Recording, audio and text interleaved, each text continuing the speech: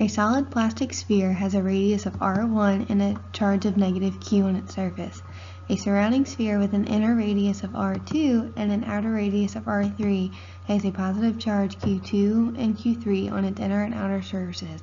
What would the electric field be at various locations in and around these spheres? First, consider a location inside the inner sphere. We know that a uniformly charged sphere acts like a point charge when the observation location is outside the sphere. But on the inside, due to the symmetry of a sphere, all the contributions to the electric field cancel out, so we are left with an electric field equal to 0. Now consider a location B inside the air gap between the spheres. The superposition principle says that the net electric field at a location is the sum of all the electric fields due to all the charged particles in the area.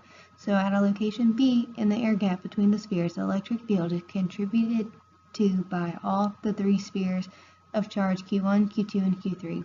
Since the observation location B is inside of the sphere q2 and q3, the contribution to the electric field due to these two spheres is equal to 0.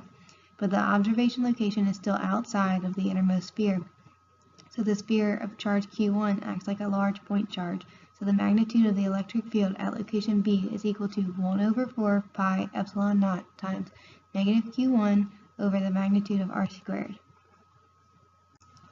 At the observation location C, located in between R2 and R3, there's an electric field equal to 0 because it is inside the plastic material of the outer sphere. At an observation location D, located outside of the sphere, the electric field is contributed to by all the charges of all three spheres, Q1, Q2, and Q3. So the electric field at location D, ED, is equal to the sum of the electric field due to Q1, Q2, and Q3, which is equal to 1 over 4 pi epsilon naught times r squared, times the sum of the three charges. And the direction of the field is to the left because the charge Q3 is positive and has the greatest effect on the net electric field because it is the closest sphere to the observation location.